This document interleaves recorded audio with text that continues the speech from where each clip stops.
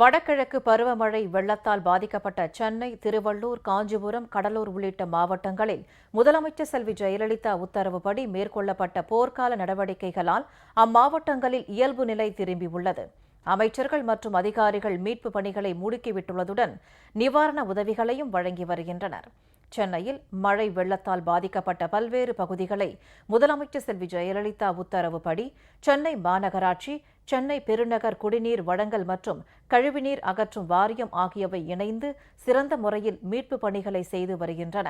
சென்னை மாநகராட்சிக்குட்பட்ட 16 சுரங்கப்பாதைகளும், நெடுஞ்சாலைக்குட்பட்ட 6 சுரங்கப்பாதைகளும் பொதுமக்களின் பயன்பாட்டிற்காக திறந்துவிடப்பட்டுள்ளது. வில்லிவாக்கம், சிட்கோ நகர் மற்றும் தெற்கு ஜெகநாதன் நகர் பகுதிகளில் தேங்கியுள்ள மழைநீரை அகற்றும் பணிகள் போர்க்கால அடிப்படையில் நடைபெற்று வருகின்றன. காய்ச்சல் போன்ற நோய் பரவாமல் தடுக்க நாள்தோறும் மருத்துவ முகாம்கள் நடத்தப்பட்டு வருகின்றன.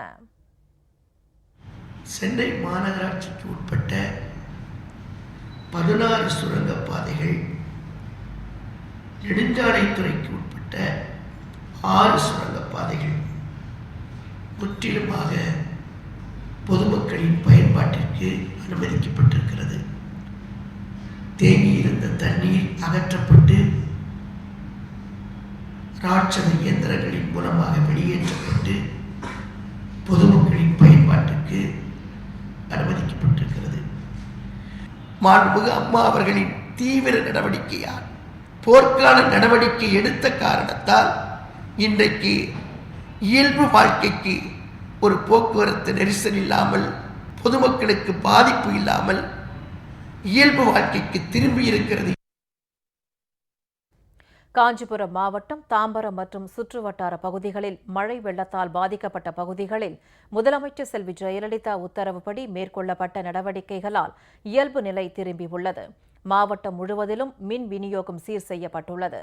முதலமைச்சர் செல்வி ஜெயலலிதா மேற்கொண்ட போர்க்கால நடவடிக்கையின் காரணமாக மக்கள் இல்லங்களுக்கு திரும்பியுள்ளனர். அமைச்சர்கள் திரு SP வேலுமணி, திரு TKM சின்னையா மற்றும் வெள்ள நிவாரணப் பணிகளை கண்காணிக்க நியமிக்கப்பட்ட சிறப்பு கண்காணிப்பாளர் டாக்டர் K ராஜாராமன், மாவட்ட ஆட்சியர் திருமதி கஜலட்சுமி ஆகியோர் தொடர்ந்து நிவாரணப் பணிகளை கவனித்து வருகின்றனர். மாண்புமிகு முதலமைச்சர் அவர்களின் ஆணைக்கிணங்க 114 ஸ்பெஷல் கேம்ப்ஸும் கிட்டத்தட்ட 35,000 மக்கள் அவங்களுக்கு பாதுகாப்பு வசதியும் கொடுத்து கொண்டிருக்கான். தண்ணி வடிஞ்சிருச்சு, ஆல்மோஸ்ட் நிறைய இடங்களை வடிஞ்சிருச்சு. அங்கே எல்லாமே நம்ம இப்போ எலக்ட்ரிசிட்டி நம்ம ரெஸ்யூம் பண்ணிட்டோம். மக்கள் இயல்பு நிலைக்கு திரும்பிட்டு இருக்காங்க. திருவள்ளூர் மாவட்டம் திருவாலங்காடு ஒன்றியத்திற்குட்பட்ட பல்வேறு பகுதிகளில் மழையால் தேங்கிய நீரை அகற்றும் பணிகளை ஆய்வு செய்த அமைச்சர் திரு BV ரமணா 24 குடும்பத்தினருக்கு நிதி உதவி மற்றும் உணவுப் பொருட்களை வழங்கினார். திருத்தணியில் தொடர் மழையால் பாதிக்கப்பட்ட 54 குடும்பத்தினருக்கு நிதி உதவி மற்றும் உணவுப் பொருட்கள் வழங்கப்பட்டன. மணலிப்புதூர் நகர், ஆண்டார்குப்பம், குளக்கரை உள்ளிட்ட பகுதிகளில் மழைநீரால் சூழப்பட்ட வீடுகளை மாவட்ட ஆட்சியர் மற்றும் அதிகாரிகள் பார்வையிட்டு அதனை அகற்றும் பணிகளை துரிதப்படுத்தினர்.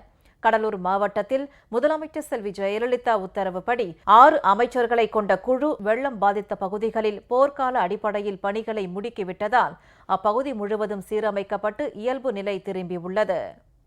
மாண்புமிகு தமிழக முதலமைச்சர் அவர்களினுடைய ஆணைப்படி கடலூர் மாவட்டத்தில் ஏற்பட்ட பெருமழையினால் பாதிக்கப்பட்ட மக்களுக்கு உடனடி நிவாரணங்களை போர்க்கால அடிப்படையில் வழங்க வேண்டும் என்ற ஆணையிட்டதன் அடிப்படையில் கடலூர் மாவட்டத்தில் இயல்பு நிலை மிக விரைவாக திரும்பிக் கொண்டிருக்கின்றது.